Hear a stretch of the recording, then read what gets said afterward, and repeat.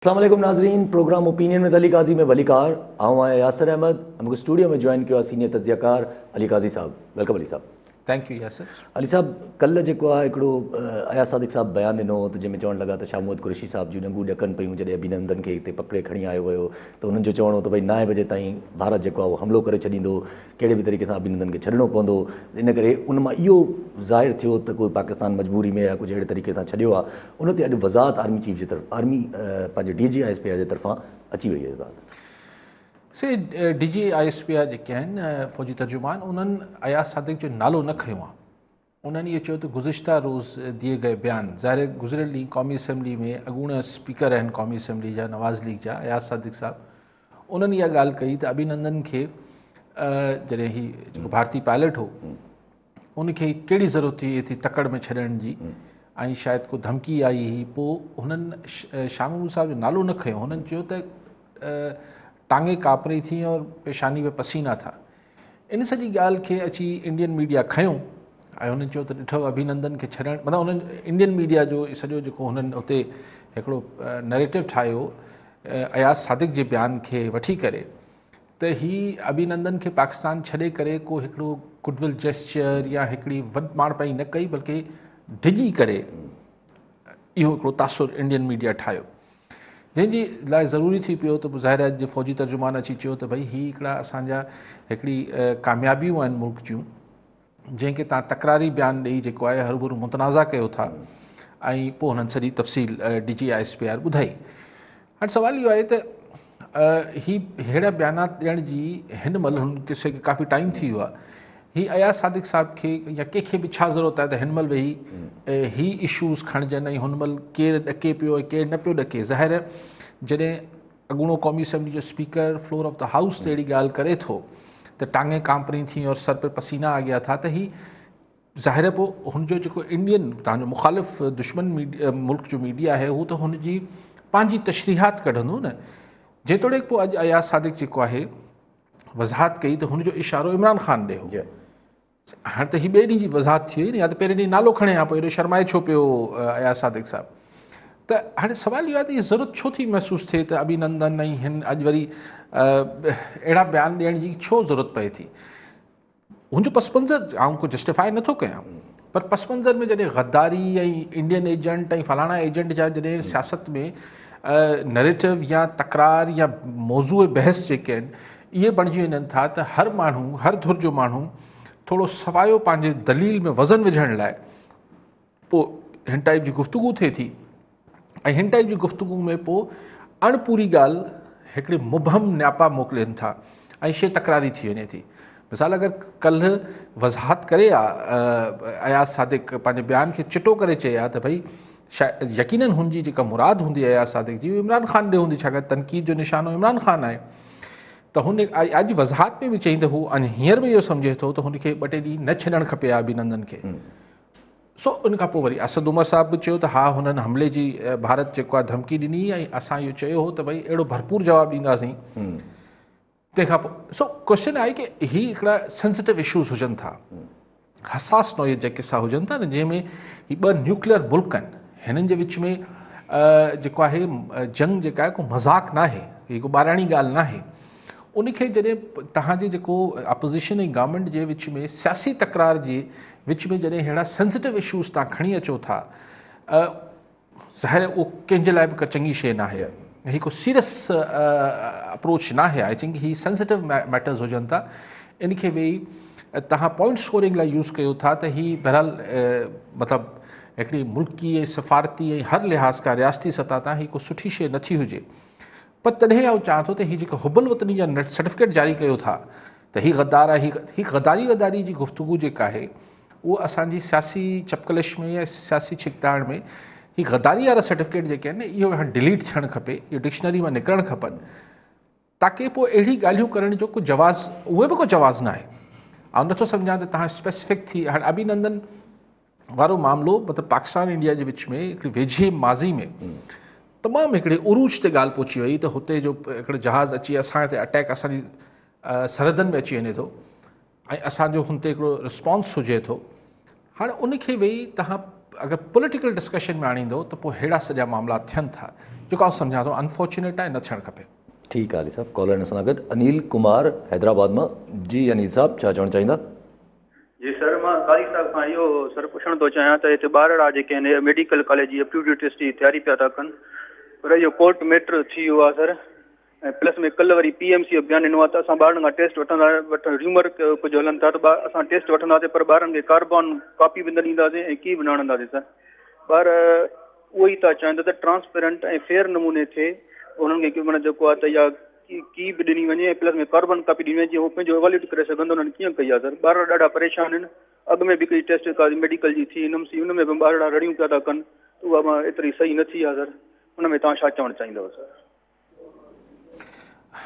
अनिल कुमार साहब, आउं इहो ई चवणु चाहींदुसि, मां कल्ह बि पंहिंजे शो में काफ़ी कॉलर्स आया ऐं इहो ई चयो पिए त ॿारनि जो फ्यूचर एट स्टेक आहे, माण्हुनि जो मुस्तक़बिल दाव ते लॻल आहे ॿारनि जो। उनखे सिंध गवर्नमेंट खे मैटर टेकअप करणु खपे ऐं हिन खे रिज़ॉल्व करणु खपे एज़ सून एज़ पॉसिबल। ऐं ही ॻाल्हि आहे त ट्रांसपेरेंट ऐं ही सभु शयूं त बिल्कुलु हुजणु खपनि। मेरिट ते ही एडमिशन्स या भर्तियूं, ही त भर्ती कोन्हे, ही एडमिशन्स आहिनि, दाख़िलाऊं आहिनि। लेकिन ही जेको मतिलबु सॼे मुल्क में हिकु सिलेबस ठाहिण वारा शौक़ु ऐं ही सभु शयूं आहिनि, इहे अगरि तव्हां सां सूबा इतफ़ाक़ करे वठनि त तव्हां हिकिड़े प्रोसेस में कयो। माण्हुनि ते ॿारनि ते शागिर्दनि ते ओचितो छिप न किरायो त हाणे बसि हींअर करे वठूं था। सो आउं अनिल कुमार साहब इहो ई चवणु चाहींदुसि त ज़्यादती आहे ॿारनि सां ऐं हिन जो फौरी सदबाब थियणु खपे। इहो डिघे मुदे में न वञणु खपे, फौरी सदबाब थियणु खपे। ठीकु आहे साहब। अली साहब, जीअं तव्हां चयो त अहिड़ा वाक़िया जेके आहिनि उहे डिस्कस न थियणु खपनि, नेशनल सिक्योरिटी जा इशूज़ जेके आहिनि उहे ईअं ॿाहिरि न अचनि त बहितर आहे। त अॼु त माना ईअं लॻो त ॼण ॿाहिरि त आयो, चलो ठीकु आहे, सादिक साहब इहा ॻाल्हि कई, पर उनखां पोइ जेके असांजे वफ़ाक़ी वज़ीर आहिनि उहे त उहो ई रहंदो ई हाणे त माना सफ़ा क्लेम करणु था लॻनि त हीअ त सफ़ा जेके आहिनि एजेंट आहिनि ऐं गद्दार आहिनि, हीअ त ॾिसो त उहो ई नैरेटिव था टो कनि जेको भारत में टो करे थी। सही ॾिसो, ही को स्टेट सीक्रेट जी त का ॻाल्हि न हुई।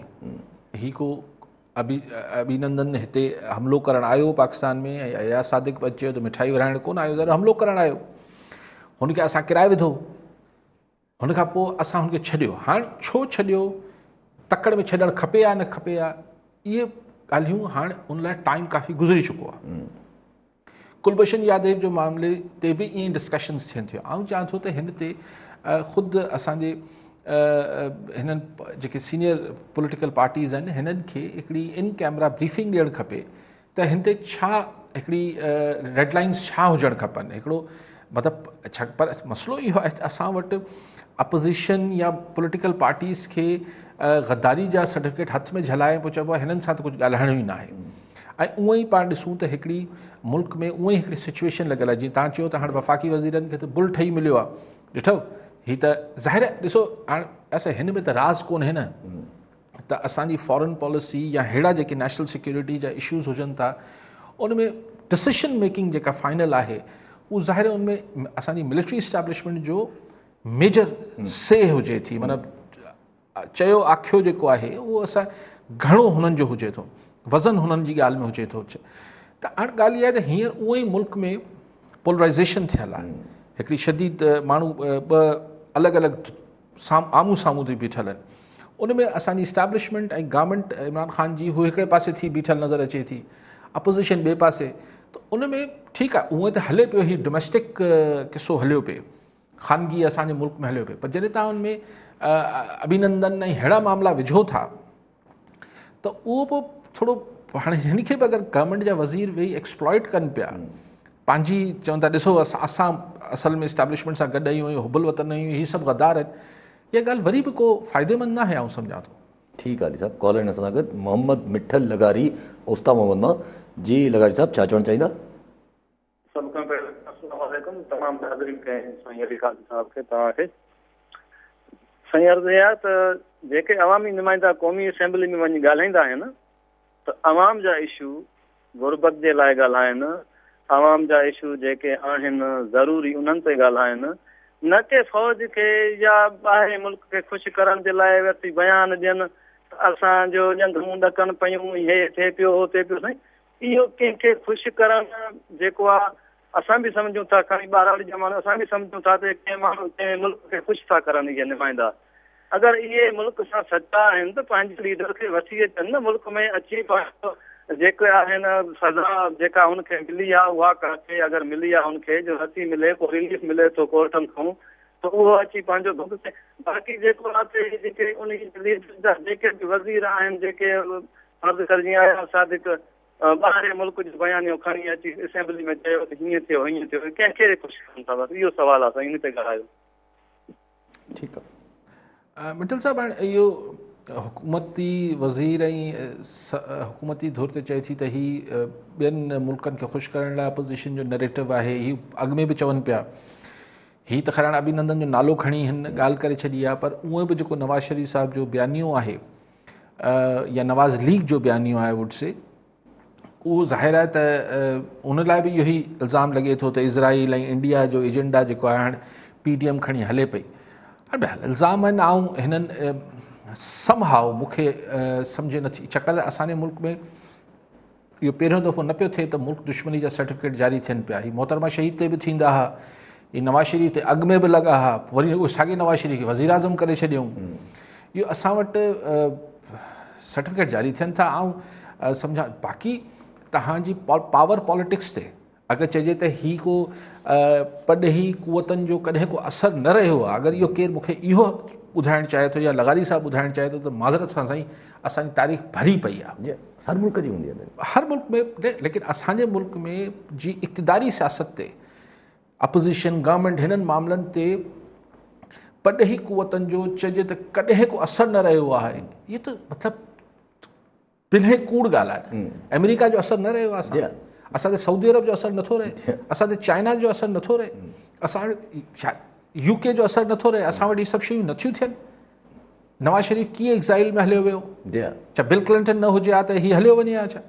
सो चवण जो मक़सदु आहे त पॾही कुवतनि जा हा, बाक़ी इंडिया असांजी अगरि पावर पॉलिटिक्स ते इन्फ्लुएंस करे थी त ज़ाहिर हिकिड़ो ॿियो इल्ज़ाम आहे। लेकिन छा अमेरिका अच्छा सऊदी अरब करे त ठीकु आहे छा भला?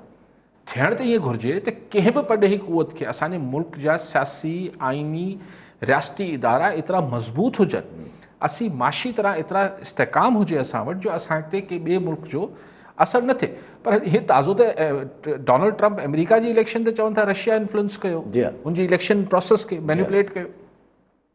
लेकिन हैविंग सेड दिस, ॻाल्हि इहा आहे त जेसि ताईं जंहिं मुल्क जी अगरि मईशत जेको आहे उहो इंडिपेंडेंट या जेका जानदार नथी हुजे तेसि ताईं हुनजा हुकूमती ऐं रियासती फ़ैसिलनि ते पॾही कुवतनि जो असरु रहंदो आहे। सो असांखे पंहिंजी मईशत ठीकु करणु खपे। ठीकु आहे सभु कॉलर हुयो पर ड्रॉप थी विया आहिनि सवाल। ठीकु आहे अली साहब, अगरि ईअं मतिलबु ॻाल्हि अचे थी जीअं हाणे साईं जी बि ॻाल्हि कई त पोइ PMLN बि मतिलबु हिकिड़े क़िस्म जी अगरि अहिड़ी ॻाल्हि अगरि अयाज सादिक साहिबु कई आहे त पोइ अयाज सादिक साहिबु त हिकिड़े क़िस्म जी इहा नियत रखी कई हूंदी न त इस्टेब्लिशमेंट खे किथे न किथे उहो ई खड़काइणो आहे जेको उन्हनि जो हले थो पियो नैरेटिव। सही ॾिसो, ॻाल्हि इहा आहे त हू जेके ॿियूं ॻाल्हियूं आहिनि न त वोट खे इज़त ॾियो, असांजी इस्टेब्लिशमेंट जेका आहे पॉलिटिक्स में मिंगल न करे, मतिलबु मुदाख़लत न करे, हिन टाइप जी शयूं असां वटि ढकियल अल्फाज़नि में या सिधे अल्फाज़नि में माज़ी में बि चइबो रहबो आहे। But when it comes to मतिलबु तव्हांजी दुश्मन मुल्क जो मामिलो अची वञे थो त पोइ उते आउं सम्झां थो त हुते लाइन छिकणु खपे। अभिनंदन जो मामिलो इंडिया सां हिकिड़ो ॿियो सिलसिले में आहे, हुते अगरि टारगेट इस्टेब्लिशमेंट खे करण लाइ इहो कयो बि वियो आहे त इहो आउं सम्झां थो त हीअ तव्हां रेड लाइन था क्रॉस कयो। तव्हां होसि ताईं जेसि ताईं ॻाल्हि आहे उन ख़्याल जा पाकिस्तान में खोड़ माण्हू माज़ी में बि रहिया आहिनि त बाबा सिविलियन बालादस्ती हुजणु खपे, पार्लियामेंट जी बालादस्ती हुजणु खपे, जमहूरियत हुजणु खपे, फलाणो हुजणु खपे, इस्टेब्लिशमेंट खे पंहिंजी हदनि में रहणु खपे। इहा बहस ते नैरेटिव त रहे थो, पर यू कांट हुन ॻाल्हि खे तव्हां जॾहिं अहिड़े मामले सां जोड़ियो था त पोइ उहो आउं सम्झां थो त अयाज सादिक ईअं न करणु खपे हा या न कयो हूंदे, ऐं नियतनि जी ख़बर ख़ुदा खे। पर छा थी रहियो हूंदो आहे जॾहिं आउं तव्हां हिकिड़ी तकरार में बहस में घटि वधि ॻाल्हाए रहिया हूंदा आहियूं त कॾहिं कॾहिं तव्हांजे या मुंहिंजे वाता कुझु अहिड़ी शयूं बि निकिरंदियूं आहिनि जेके न चवणु खपनि। पर चइबो आहे न, मूंखे कंहिं ॿुधायो ॾाढो सुठो जुमिलो त जेको वॉर जो पहिरीं कैजुअलिटी जेका हूंदी आहे उहो प्लान हूंदो आहे, छाकाणि त जॾहिं झेड़ो शुरू थी वञे थो त पर न थियणु खपे, हिकिड़ी हदूं रहणु खपनि। ऐं अयाज सादिक शायदि इहा वज़ाहत बि कई त हुनजो जेको टंगू ॾकण वारी ॻाल्हि हुई हुन इमरान ख़ान जे हवाले सां कई। पर इंडिया जे मामले खे असांजी लोकल पॉलिटिक्स में न आणणु खपे। ठीकु आहे सभु कॉल आहिनि असां गॾु सागर भंगवार सऊदी अरब मां। जी भंगवार साहब छा चवणु चाहींदा? कॉल ड्रॉप थी। अली साहब जीअं इहो हिकिड़ो नैरेटिव अॼु जीअं हलियो त ऑपोज़िशन खे इल्ज़ाम हणिणो आहे त ऑपोज़िशन जेका आहे उहा मतिलबु गद्दार आहिनि ऐं उन्हनि जेका गैर आइनी कम कया आहिनि या इहे अहिड़ियूं ॻाल्हियूं कनि था जेके इंडिया जी लाइन खे टो कनि था पिया, त उन ते अॼु सेनेटर रज़ा रवानी साहब सीपैक अथॉरिटी ते बि क्वेश्चन कयो त सीपैक अथॉरिटी जो नयो ऑर्डिनेंस जेको तव्हां खणी था अचो उन में तव्हां हिकिड़ी शिक विधी आहे जंहिंमें तव्हां नैब खां अजो करार था ॾियो सीपैक अथॉरिटी जे सॼे कमनि खे, त चई इहो त तव्हां हिकिड़े क़िस्म जो या त तव्हां कंहिं माण्हू खे एनआरओ ॾियण जी कोशिशि था कयो जेको हुननि जो जनरल आसिम सलीम बाजवा ॾे इशारो हो त उन्हनि खे इशारो त उन ते बि शिबली फराज़ साहब चवणु लॻा त न तव्हांखे अहिड़े मामले ते सवाल न करणु खपे, दुश्मननि खे ख़ुशि करण लाइ तव्हां दोस्तनि खे त हथु न कढो न। मतिलबु छा यानी ही ॻाल्हि मूंखे नथी सम्झ में अचे। हू ॻाल्हि ठीकु हुई अभिनंदन वारी, ही ॻाल्हि छा मतिलबु आहे? भाई हिकिड़ी अथॉरिटी आहे, हुनमें भले अॼु हिकिड़ो रिटायर्ड जनरल साहब वेठो आहे, सुभाणे थी सघे थो को सिविलियन ब्यूरोक्रेट बि वेठो हुजे, हाणे त सिविलियन आहिनि हू बि आसिम बाजवा साहब, लेकिन सुभाणे को एकी ग्रेड जो को ब्यूरोक्रेट बि ॿियो बि थी सघे थो CSS ऑफिसर। त तव्हां कीअं हिकिड़ी ऐं हुनमें अरबे रुपयनि जी डेवलपमेंट आहे, तव्हां चओ था हू नैब खां आजी थींदी, ऐं अगरि रज़ा रब्बानी चए थो नैब खां आजी न थियणु खपे त शिबली फराज़ चए थो तव्हां दुश्मन मुल्कनि जी ॿोली पिया ॻाल्हायो। हिन में दुश्मन मुल्क जी कहिड़ी ॿोली आहे यार? उहे चओ था एहतिसाब थिए, हर जॻह अकाउंटेबिलिटी हुजे, फलाण हुजे, चेक एंड बैलेंस हुजनि, त पोइ सीपैक अथॉरिटी में चेक एंड बैलेंस छो न हुजनि? ऐं हिन में चाइना खे कहिड़ो एतिराज़ु हूंदो? अगरि इशारो दोस्त मुल्क चाइना सां आहे त चाइना खे कहिड़ो एतिराज़ु हूंदो? अञा त वधीक उन्हनि खे त बहितर हुजणु खपे। अगरि लेकिन नैब जी जेका अजाई सजाई मुदाख़लत आहे उहो त न सीपैक में हुजणु खपे न सिंध बिल्डिंग कंट्रोल अथॉरिटी में हुजणु खपे। पर सिंध बिल्डिंग कंट्रोल अथॉरिटी में अगरि करप्शन थिए ऐं नैब अची छापो हणे त असांजा अक्सर सिंधी दानिशर चवंदा साईं वॾो ज़ुल्म आहे सिंध सां थिए पियो, हीअ थो थिए। अड़े बाबा अगरि करप्शन थिए पई त नैब छो न हुनखे रोके? मिसाल ऐं SSB जेका ईअं मिसाल नालो ॾियां पियो, को बि हुजे, इरीगेशन डिपार्टमेंट हुजे, एजुकेशन हुजे, X हुजे, Y हुजे, त लाइकवाइज़ अगरि सीपैक अथॉरिटी में त चेक एंड बैलेंस छो न हुजणु खपे? बशर्ते कि नैब पंहिंजो कमु मुंहुं माण पे सां करे। ठीकु आहे साहब, कॉल हिन सां गॾु मंसूर अब्बासी शहदाद कोट मां। जी अब्बासी साहब छा चवणु चाहींदा? आवाज़ अचे पियो? कॉल कॉल ड्रॉप थी वई। अली साहब इन में ई अॼु हिकिड़ी पंहिंजी ॿी बि डेवलपमेंट थी आहे पंहिंजी असांजी पार्लियामेंट में, त असेंबली में जेको आहे हिकिड़ो ठहराव पेश कयो वियो जेको अपोज़िशन खे जेको PDM उन्हनि पंहिंजो हिकिड़ो इतिहाद ठाहियो आहे उनखे गैर क़ानूनी करार ॾियण जो, त राजा परवेज़ साहब उन्हनि खे रिक्वेस्ट कई त भई हे कहिड़ो तरीक़ो आहे, 11 पार्टियूं अपोज़िशन जूं हिकु PDM में गॾु उनखे तव्हां गैर क़ानूनी कीअं था करार ॾेई सघो? त अञा ताईं ठहराव वापसि न वरितो वियो, छो जो कोरम जी निशानदेही ते हाउस जेको आहे उहो मुलतवी कयो। ॻाल्हि इहा आहे त ही जेके ॻाल्हियूं आहिनि त गैर क़ानूनी आहे, गद्दार आहे, ही ज़ुल्फ़िकार अली भुट्टो शहीद ते कोन हो छा? ये गैर क़ानूनी मतिलबु तव्हां छा बंदिश विझी छॾींदो? ये को अच्छा तुम करो तो हलाल है हम करें तो ॻाल्हि इहा आहे त इहे साॻिया जलसा जुलूस ताहिरुल क़ादरी साहब ऐं इमरान ख़ान साहब न पे कया छा? ऐं ठाराह जी उहे बि ख़ैर ठाराह खे बुनियादु बणाए थी सघे थो कानून पास करे वठनि ऐं पोइ चवनि त मुल्क में सिर्फ़ु हिकिड़ी पार्टी रहिजी वई आहे सुठी ऐं ॿी MQM जी हा ऐं थोरी घणी GTA ऐं क्यू लीग बसि हाणे असीं जेको आहे यार पोइ तव्हां मुल्क में पोइ डेमोक्रेसी खे त पाण हथ सां विढ़ियो पिया। ऐं ॾिसो सिविलियन हुकुमराननि जी माज़ी भरियो पियो आहे इन ग़लतियुनि सां, त हू पंहिंजी हुकूमत खे बचाइण लाइ एॾा गैर जमहूरी कमु कंदा आहिनि जो आख़िर में सभिनी जो ई बोरिया बिस्तरो गोल थी वञे थो। इहा ॻाल्हि मोहतरमा शहीद खे ऐं नवाज़ शरीफ़ खे इलाही बाद में सम्झ में आई, तॾहिं हिननि वञी मीसा खे जमहूरियत कयो त जेको चार्टर ऑफ डेमोक्रेसी कयूं त यार ही त असीं पाण में ई हिक ॿिए खे एतिरो अॻिते हली वञूं था त वरी को ॿिया अची वञनि था। सो इमरान ख़ान साहब खे आख़िरकार ठीकु आहे, हाणे उहे चवंदा हुजनि त शायदि भई हाणे आऊं हिते आयो आहियां प्राइम मिनिस्टर हाउस में त हाणे आऊं महातिर मोहम्मद वांगुरु 90 सालनि जी उमिरि ताईं हिते रहां, त ख़्वाहिशात खे त पर कोन हूंदा आहिनि। जी हा, ख़्वाहिश त केर बि रखी सघे थो। वफ़ाक़ी वज़ीर बि ईअं ई था चवनि, अॼु फवाद चौधरी साहब बि ईअं ई चयो, तव्हां जनवरी जी डेट था ॾियो, मां तव्हांखे 2028 जी डेट थो ॾियां, 2028 ताईं तव्हां इमरान ख़ान खे नथा हटाए सघो।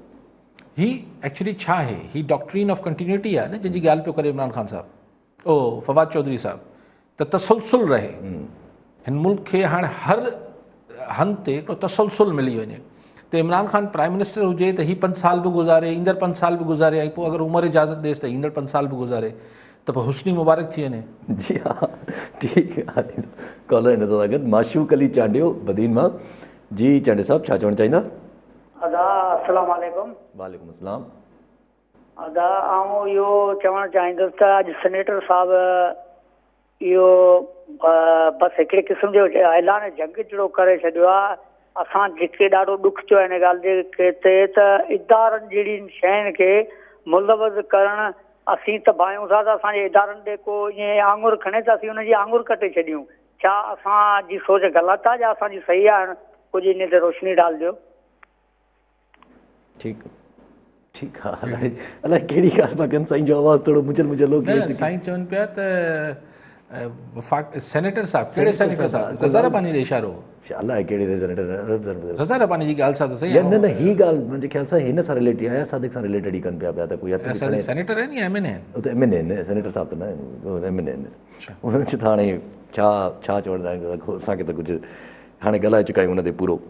ठीकु आहे सभु। अली साहिबु, अगरि अॻिते वधूं, मिसाल जी ॻाल्हि आहे त पंहिंजो मौलाना साहिबु ऐं मीर नवाज़ साहिबु अॼु पंहिंजी प्रेफरेंस कयूं। मौलाना साहिबु सियासी हिसाब सां मौलाना साहिब जो चवणो त भई कोई ॻाल्हियूं ॿाल्हियूं नथियूं हलनि मूंसां गॾु, ऐं मां के ॻाल्हियुनि जे हक़ में बि न आहियां जेसि ताईं इलेक्शन कमीशन जेका आहे उहा ही इलेक्शन्स मनसूख़ न कंदी ऐं नया इलेक्शन्स न कंदी, तेसि ताईं असां तहरीक बि जारी रखंदासीं। ऐं अगरि सरकार चए थी त सिक्योरिटी नथी प्रोवाइड करे सघे त असां सिक्योरिटी पाण प्रोवाइड कंदासीं। मौलाना फज़ल रहमान हिकिड़ो तमामु वरी वर्जाइण वारी ॻाल्हि आहे त हिकिड़ो जहांदीदा ऐं हिकिड़ो पुराणो इक़्तिदारी सियासत जो प्लेयर आहे। मौलाना फज़ल रहमान जो इहो चवणु त मूंसां केरु ॻाल्हियूं न पियो करे ऐं आऊं ॻाल्हियूं कंदसि बि न, मतिलबु इहो आहे, हिन जी आऊं अगरि तशरीह कढां त मौलाना फज़ल रहमान खे किथां सुण गुण मिली आहे त को न को PDM जो इतिहादी ॻाल्हियूं करे पियो। छाकाणि त ही हिकिड़ी ॻाल्हि ताईं त ठीकु आहे त ॻाल्हियूं मौलाना फज़ल रहमान साहिबु पंहिंजे लाइ त चई सघे थो त मूंसां केरु ॻाल्हियूं न पियो करे। इहो चवणु त की कहिड़ी ज़रूरत हुई त आऊं ॻाल्हियुनि जे हक़ में बि न आहियां। माना मौलाना साहिबु पंहिंजी 11 पार्टियुनि में हिकिड़ी पार्टी या ॿिनि पार्टियुनि खे इहो न्यापो पियो करे त ही तव्हां ग़लति पिया कयो। अगरि ॻाल्हियूं थियनि बि से ॻाल्हियूं त आख़िर में थींदियूं आहिनि न, ॻाल्हियूं त पसे पर्दा थियनि या जीअं मिसाल ज़ुल्फ़िकार अली भुट्टो ऐं PNA जे विच में आख़िर मुज़ाकरात थिया, उहो ठीकु आहे त हुन में ग़लती थी वई, हिस्टोरिकल मिस्टेक हुई भुट्टो साहिब जी, त हू जॾहिं ॻाल्हियूं थी वियूं सभु कुझु तइ थी वियो त हू पॾे ई दौरे ते हलियो वियो भुट्टो साहिबु। हू ज़ुल्फ़िकार अली भुट्टो खे इहो हूंदो हो त पंहिंजी हू जेका पावर हूंदी उहा आवाम मां बि ड्रॉ कंदो ऐं जेका हुनजा फॉरेन रिलेशनशिप हुआ उन मां बि हू पंहिंजी स्ट्रेंथ ड्रॉ कंदो। त हुन सम्झो त शायदि मूंखे केरु कमज़ोर न सम्झे त हिकिड़ो तकिड़ो वञी मुंहिंजे ख़ाली 5-6 ॾींहंनि जो या हफ़्ते जो को सॼी दुनिया में चकर काटे आयो, तेसि ताईं कमु लही वियो। ऐं जॾहिं की भुट्टे साहिब खे ख़बर बि हुई त, लेकिन कुझु मौरख इहो चवनि था त अगरि ओॾीमहिल उहो साइन थी सभु कुझु थी बि वञे हा, छाकाणि त अमेरिका बहादुर ऐं ज़ियाउल बहादुर जेको तइ करे चुका हुआ त मार्शल लॉ त लॻणो ई लॻणो, भुट्टे साहिब खे त हटाइणो ई हो। सो कुझु बि ज़ुल्फ़िकार अली भुट्टो जी कुझु मौरख चवनि था ग़लती न हुई, न बि करे आहे, इहो टाइम जेको ज़ाया कयूं न बि करे आहे तॾहिं मार्शल लॻे आहे। कुझु मौरखनि जो ईअं ख़्यालु। तव्हां लाइ कहिड़ी ॻाल्हि पियो की पाण मौलाना फज़ल रहमान तव्हां कॉलर वठी वठो पहिरियों। मंसूर अब्बासी शहदाद कोट मां। जी अब्बासी साहब, छा चवणु चाहींदा? अस्सलाम वालेकुम। वालेकुम सलाम। मुंहिंजो अर्ज़ु आहे सर, अॼु जेका पंहिंजो DGISP RP आहे प्रेस कॉन्फ्रेंस त पंहिंजो त साईं गंज करे छॾियो असांजे सियासतदाननि। हे त असीं ठाहे ॾेई वेठा आहिनि पंहिंजे एस्टेब्लिशमेंट खे, पर हाणे हुननि जे सब्र खे छा जो बसरी कयूं वेठा आहिनि। हाणे किथे रहियो हिननि जो पंहिंजो सियासी सिनारियो अथई, किथे रहियो अभिनंदन। पोइ जेकॾहिं नवानवे वारी जेकॾहिं सूरत हाल हुजे हा त पोइ अॼुकल्ह छा हुजे हा, काई जन गाई आहे थोरो हुयो। ठीकु आहे साईं, 99 वारी सूरत हाल हुजे हा या थोरो अञा सवेर वारी सूरत हाल हुजे त हिन किसे खां अॻु ई काफ़ी किसा थी चुका हुजनि हा। इहे हालतूं 2020 में वेठा आहियूं, पर पोइ बि उहे तव्हां साईं लफ़्ज़ इस्तेमालु कयो सबर शाबाश हुजे। इहो वाक़ई में इम्तिहान त आहे।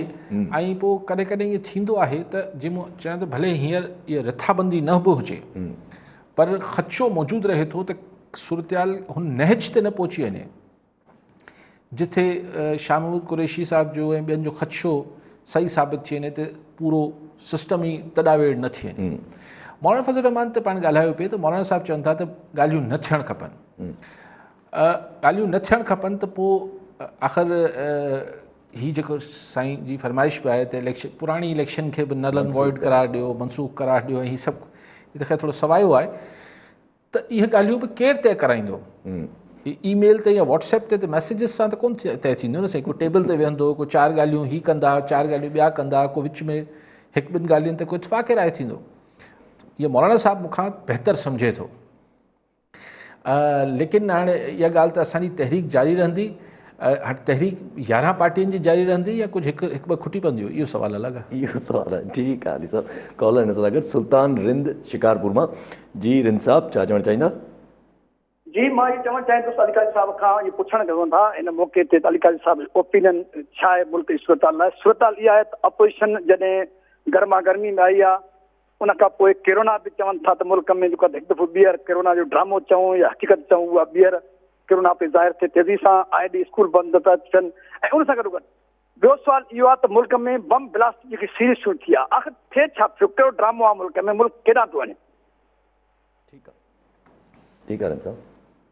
रिंद साहब, जेको सूरत हाल आहे उहो तव्हांजे साम्हूं आहे। कल्ह मूं बि इहा गुज़ारिश कई पई त तव्हांजी मईशत जेका आहे उहा मुस्तहकम न आहे, तव्हां वटि दहशतगर्दी थिए पई, तव्हां वटि करोना वरी वधण जी ॻाल्हियूं थियनि पियूं, तव्हां वटि सियासी इंतिशार आहे, तव्हां वटि पॾई जेके तव्हांजा दुश्मन मुल्क आहिनि उहे हिते दहशतगर्दी ऐं ॿियनि मामलनि में हाणे वरी एक्टिव थी विया आहिनि।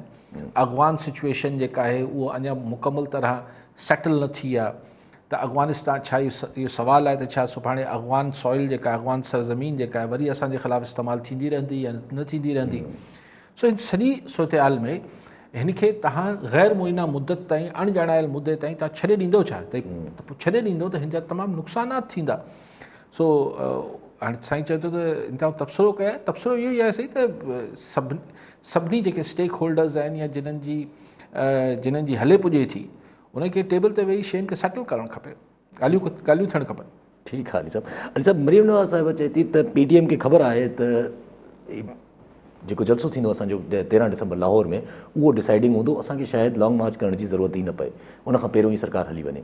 हुनजो मरियम नवाज़ साहिब जो इहो बि चवणु त पूरी रियासत खे जेको लॻायो वियो नवाज़ शरीफ़ जे पोयां, ऐं हुनजो इहो बि चवणु त हाणे जेके आहिनि उहे कुंड में मतिलबु उहो लिकी वेठा आहिनि, ईअं सम्झो जेके डिॼारीनि पिया, सम्झो त PTM जे मूवमेंट खां पोइ हाणे जेके डिॼारीनि पिया उहे लिकी वेठा आहिनि हिकिड़े क़िस्म जा। त मुंहिंजो हिकिड़ो ॿियो बि सुवालु आहे हिन सां गॾु त तव्हां जीअं साईं चयो त सबुरु शाबत सबुरु कंदा पिया, सबुर जी वजह पई मिले न सबुर जी वजह इंटरनेशनल हालतूं आहिनि ऐं मुल्क जी मईशत आहे, ॿियो को सबबु न आहे। मतिलबु मुंहिंजो ख़्यालु आहे, ख़ुदा ख़बर, ऐं थी सघे थो सोच बि हुजे त न हलणु खपे, सिविल सेटअप हलणु खपे, पर बेसिकली मुल्क जी मईशत बि आहे ऐं इंटरनेशनल हालतूं आहिनि ऐं दुश्मन मुल्क, ऐं स्पेशली तव्हां CPEC में चाइना सां एतिरो वेझो थियल आहियो, जेका ॻाल्हि ज़ाहिर आहे अमेरिका खे न पई वणे। हाणे तव्हां टर्की जे बि वेझो थियो था, सऊदी अरब बि तव्हां सां एतिरो घणो ख़ुशि न आहे, त उन पंहिंजा पैसा वापसि वठी वियो जेको ओधर ॾिना, इहे कमाल कयो सऊदी अरब। ख़ैर, सो हिकिड़ी सिचुएशन आहे ऐं तव्हांजी मईशत ठीकु न आहे। सो सबर जा कई सबब आहिनि, इहे को ॿारनि जी रांदि त कोन्हे, सीरियस इशूज़ आहिनि। अच्छा, मरियम साहिबा, मरियम नवाज़ साहिबा जेको इहो फरमाइनि पियूं त 13 डिसंबर जे जलसे 13 डिसंबर जे जलसे वारी ॻाल्हि, अगरि त मोहतरमा खे का इंफॉर्मेशन आहे त ॿी ॻाल्हि आहे त, पर अगरि लाहौर जो जलसो तमामु वॾो थी वियो, ऐं लफ़्ज़ इस्तेमालु कयां पियो तमामु वॾो, ऐं इहो न पियो चवां गुजरांवाला या कराची या कोयटा, पेशावर ऐं मुल्तान जा अहिड़ा ई थी विया त ठीकु थी वियो, पर लाहौर जो जलसो अगरि तमामु वॾो थी वियो त हुकूमत बाक़ाइदा लुॾी वेंदी। ऐं पर आउं सम्झां थो पोइ बि लॉन्ग मार्च जी तारीख़ जो ऐलान वरी बि थींदो, ईअं मूंखे लॻे थो त एतिरो तकड़ में हुकूमत ईअं इस्तीफ़ा ॾेई कोन वेंदो इमरान ख़ान साहिबु। हाणे पोइ इहो थींदो त छाकाणि त लाहौर जो एॾो वॾो अगरि शो थी वियो, अगरि थी वियो, ऐं हिन तारीख़ जो ऐलान बि 13 नवंबर ते कयो, त मिसाल हासी 13 जनवरी ते महिमान आहियूं इमरान ख़ान वटि इस्लामाबाद में, त पोइ हू जेके 30 ॾींहं हूंदा विच में, उहो तमामु डिसाइसिव हूंदा त लॉन्ग मार्च थियणु ॾिजे जे, या लॉन्ग मार्च खां पहिरीं ॻाल्हियूं करे ऐं मामले खे ठाहे वठिजे। जीअं मोहतरमा शहीद के काकड़ फार्मूला जे तहत लाहौर मां लॉन्ग मार्च खां हिकिड़ी शाम अॻु हेलीकॉप्टर मोकिले लाहौर मां इस्लामाबाद घुरायो वियो ॻाल्हियुनि लाइ, ऐं पोइ हू लॉन्ग मार्च मुलतवी कयो वियो, ऐं पोइ इहो ई थियो त काकड़ फार्मूला अची वियो। सो आऊं हिते मोहतरमा मरियम साहब सां हिते इतफ़ाक़ नथो कयां त तेरहीं खां अॻु, हा अगरि को इंफॉर्मेशन अथनि, को ॼाण आहे मरियम साहिबा वटि त ॿी ॻाल्हि आहे। बाक़ी अगरि तज्ज़िये जे हिसाब सां चवनि पियूं त आऊं हुनजे तज्ज़िये सां इतफ़ाक़ नथो कयां। आऊं सम्झां थो 13 नवंबर जो जलसो ताईं हुकूमत तमामु वॾो जलसो अगरि करे वई अपोज़िशन ऐं पोइ लॉन्ग मार्च जो ऐलान करे छॾियऊं, पोइ थी सघे थो त लॉन्ग मार्च करण जी नौबत न अचे, पर हुन लाइ जलसे जो तमामु वॾो थियणु तमामु ज़रूरी आहे। ठीकु आहे साहब, कॉलर हिन सां गॾु महरम गंभीर बदीन मां। जी गंभीर साहब, छा चवणु चाहींदा? अस्सलाम वालेकुम सर। वालेकुम सलाम। सर असांजे अधिकारी खां पुछंदासीं त जेको ही फ्रांस में 70 लख मुसलमाननि सां हेॾो ज़ुल्म थी वियो सुबुह शब रबिउल अव्वल आहे। ठीकु आहे, असां तमामु मज़मत जोॻो आहे, को सिर्फ़ु फ्रांस जे मुसलमाननि सां न पियो थिए, सॼी दुनिया जे मुसलमाननि सां जी दिलि आज़ारी थिए पई, शदीद तकलीफ़ आहे। सुभाणे 12 रबिउल अव्वल बि आहे। अलाह असांखे सबर ॾे ऐं हुननि खे शर्म हया ॾे। ऐं मतिलबु हिकिड़ा मूं उन ॾींहुं बि चयो त हिननि जे हिकिड़ो जेको को मज़हबी मामिलो न हो, लेकिन जेको हिटलर जे खाते में होलोकॉस्ट जो मामिलो वञे थो त यहूदियुनि जो क़त्लेआम करायो वेस्ट में, तव्हां ॻाल्हाए नथा सघो हिन मौज़ू ते। सऊदी अरब अॼु इहा डिमांड कई आहे त असांखे बि इस्लामोफोबिया जे मथां बि अहिड़ो ई कोई कानून लागू कयो वञे, अहिड़े तरीक़े सां जीअं एग्ज़ैक्टली। त भाई अगरि यानी वेस्टर्न कंट्रीज़ में होलोकॉस्ट ते बि तव्हां नथा ॻाल्हाए सघो त इहो थियो बि हो या हिकिड़ो अफ़सानो वधीक हो, हक़ीक़त घटि हुई, छाकाणि उते हिन ॻाल्हि ते बंदिश आहे। उते हिननि जो इज़हार आज़ादी जी बकवास नथी हले, ऐं असांजे हुज़ूर लाइ इहे बकवास कनि था, ऐं उन लाइ चवनि था त असां फ्रीडम ऑफ एक्सप्रेशन आहे, मज़मत जोॻो ऐं तमामु लानत मलामत जेतिरी कजे उहो घटि आहे। ठीकु आहे साहब। कॉलर हिन सां गॾु ज़ुबैर अहमद जोखियो शिकारपुर मां। जी जोखियो साहब, छा चवणु चाहींदा? वालेकुम सलाम। वालेकुम सलाम। सर अधिकारी खां सवाल आहे त कल्ह जमियत उलमा इस्लाम जो अॻवान अली गफूर हैदरी जा टॉक शो ते जेको आहे सो चयो त असां नवाज़ी जे बयानीअ मां थकिजी पिया आहियूं, इन करे नवाज़ शहबाज शरीफ़ त पंहिंजी जान छॾाए वियो, पर हाणे असांजे ॻीचीअ में विसरी विया। इन ते थोरो रोशनी ॾियो त असल बयानीअ खे खणी किथे पहुचाईंदा इहे नवाज़ लीग वारा, जो हर पंहिंजो इतिहाद हुन मां त कढंदो थो वञे। गफूर हैदरी साहब साईं अगरि ईअं चयो आहे त पंहिंजे लीडर खां पहिरीं पुछी वठे। मौलाना फज़ल रहमान जी ॿोली बि साॻी आहे, मतिलबु साॻी न आहे पर थोरे फ़र्क़ सां ॻाल्हियूं साॻी करे पियो, ऐं सोशल मीडिया ते त हुन खां सख़्तु ॻाल्हियूं करे पियो। सो गफूर हैदरी साहब खे नवाज़ शरीफ़ मां फाथो आहे त हाणे हुन थो चवां, पर पंहिंजे लीडर खां त पुछी वठे पहिरीं, ऐं इहो ॿुधो बि कोन्हे, तंहिंजे करे तबसरो बि नथो। जी हा जी हा जी हा। अली साहब, जेको अटैक थियो असांजो पार्लियामेंट जो अटैक, जेके चयो वेंदा ब्रॉडकास्टिंग ते बि अटैक थियो हुयो इस्लामाबाद में, जेको इमरान ख़ान जे धरणे जे वक़्त में, हुन ते अॼु इमरान ख़ान साहब खे हुन में आजो करार ॾेई छॾियो अथऊं, ऐं असांजा 4 वफ़ाक़ी मिनिस्टरनि जा नाला आहिनि हुन में, जिन खे बि तलब कयो अथऊं अॻिली सुनवाई ते, ऐं फ़र्द जुर्म आयद कंदा हुननि ते, जिन में 4 वफ़ाक़ी वज़ीर असांजा शफ़क़त महमूद, शाह मोहम्मद कुरैशी साहब, पंहिंजो जहांगीर तरीन साहब बि हुन में नालो आहे, परवेज़ खटक साहब आहिनि, असद उमर साहब। हाणे प्रोसिक्यूशन वारनि यानी पाण ई सरकार जे छाकाणि केस शायदि सरकार जी मदियत में दाख़िल थियो हो, त उन्हनि इमरान ख़ान जो नालो त कढी छॾियो पाण ई। पोइ इमरान ख़ान साहिबु अगरि पंहिंजो नालो कढाए त पंहिंजे वज़ीरनि जो बि कढाए वठे, कहिड़ो फ़र्क़ु थो पए। हाणे केरु पुछे थो त PTV ते ओॾीमहिल हमलो थियो या न थियो, ओॾीमहिल त क्लिप्स मौजूदु हूंदा त छा छा थियो। सो पंहिंजे वज़ीरनि खे हरूभरू टंगाए छॾियो आहे ख़ान साहिबु, वीचारे क्रिमिनल केस आहे, वञी पेशियूं काटणियूं पवंदियूं। पर चार इंपॉर्टेंट वज़ीर आहिनि, हिकिड़ो एजुकेशन, हिकिड़ो फॉरेन, हिकिड़ो डिफेंस, ऐं पुराणा कॉमरेड आहिनि इमरान ख़ान जा। यार दिलि में त कंदा हूंदा, मुंहं ते चवनि न चवनि त पंहिंजो नालो कढाए विया यार, असांखे फसाए विया आहियो, असांजो नालो कढाए छॾियो आहे FIR मां। ठीकु आहे। कॉलर लॻनि असद राजपूत टंडोला यार मां। जी राजपूत साहब, छा चवणु चाहींदा? वालेकुम सलाम। इस इशू पर बात करना चाहता हूँ। जो 20 तारीख को जो लिस्ट लगी है सिंध पब्लिक सर्विस कमीशन की BPS 09 ASI, तो इस पे जो करप्शन हुई है कि जो मेरिट पे जो कैंडिडेट सिलेक्ट हुए 10% और 90% जो कैंडिडेट जो मेरिट पे बेस पे जो सिलेक्टेड होने वाले थे, वहाँ इतना डिमोरलाइज किया गया है उन कैंडिडेट को। रैंडमली कैंडिडेट आए जिनका रोल नंबर इंटरव्यू में नहीं था, और किसी से 1 से 2 सवाल पूछे गए, वो कैंडिडेट हुए। जैसे लास्ट टाइम 2 साल पहले एंटी करप्शन में जो करप्शन हुई थी, इस तरह जो सिंध पब्लिक सर्विस कमीशन के मेंबर थे उनके रिश्तेदार इंटर हुए थे। ऐसे मैं चाहता हूं कि अली गाजी साहब अपना एक ओपिनियन दे, और मेरी एक हम्बली रिक्वेस्ट है कि उस पर प्रोग्राम भी रखें ताकि वो कैंडिडेट जिन्हों का इस क्या नाम है इंटरव्यू में सिलेक्शन नहीं हुए, अच्छे कैंडिडेट जो इंजीनियर थे, MBA होल्डर थे, वो सब। तो बस ये जस्टिस।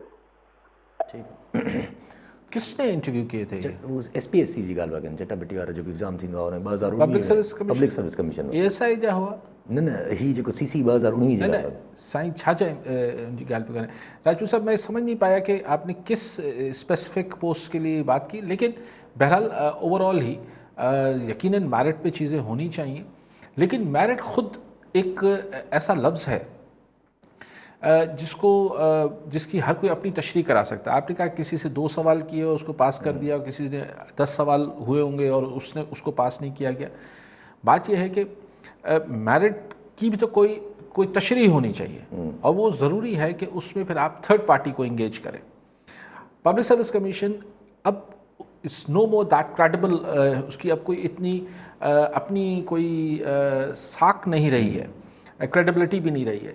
तो किसी थर्ड पार्टी को मैं समझता हूँ कि गवर्नमेंट जॉब्स के लिए भी किसी थर्ड प्राइवेट पार्टी को इन्वॉल्व करना चाहिए और उसको ट्रांसपेरेंट करना चाहिए। जैसे आपने कहा कि ये सिर्फ मामला ये नहीं है कि एक प्रोग्राम आपके शो कर लें, सवाल ये है कि वो सारा प्रोसेस जो है उसको ट्रांसपेरेंट रखा जाए, और ऐसे लोग जो इंटरव्यू कंडक्ट करें वो ऐसे लोग होने चाहिए जिनकी अपनी भी समाज में एक गुडविल हो। तो बहरहाल बाकी मैं आपसे हमदर्दी कर सकता हूँ। ठीक है अली साहब, कॉलर नज़र अगर मोहसिन बेलार रानीपुर मां जी। मोहसिन साहब छा चवणु चाहींदा?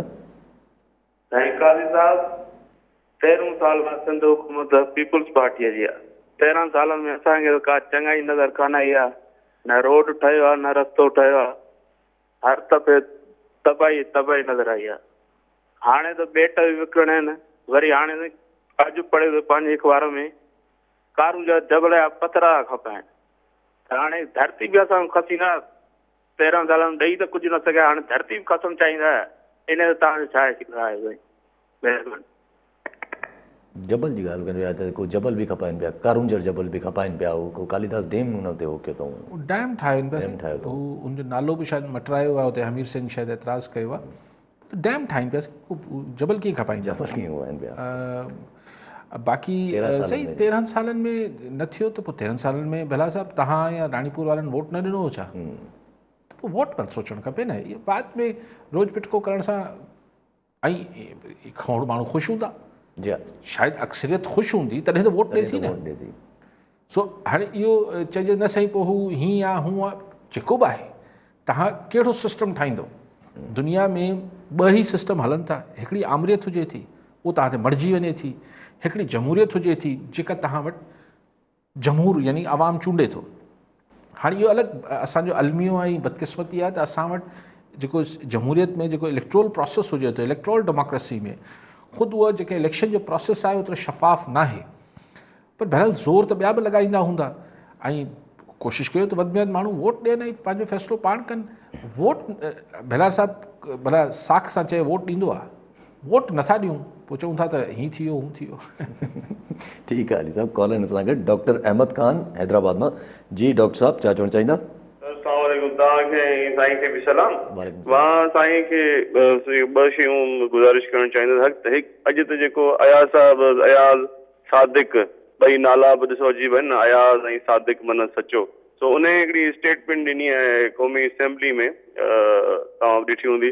ऐं साईं खां हिकिड़ो छा असां इमेजिन करे सघूं था अगरि हिकिड़ो सिंधी MPA या सिंधी MNA इहो बयानु ॾिए हा त हेसि ताईं हुनजी छा पोज़ीशन हुजे हा।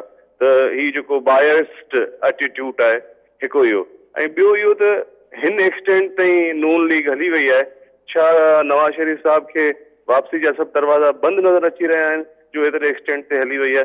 This can be a last nail in the coffin. साईं जो छा इंतिहा? ख़ैर ठीकु आहे डॉक्टर साहब, ठीकु आहे, थैंक यू। डॉक्टर साहब जेका पहिरीं शइ तव्हां चई त हाणे सिंधी बलोची ॻाल्हाया त हिन महिल ताईं अलाए किथे हुजे, लेकिन हिन सां बि घटि न थींदी, छाकाणि त ही हाणे यही फ़र्क़ु आहे त ही मतिलबु आउं अभिनंदन वारी ॻाल्हि सां त एग्री नथो कयां, पर पाण नवाज़ लीग जे ओवरऑल नरेटिव जी ॻाल्हि कयूं त इहो को ॿियो करे आहे।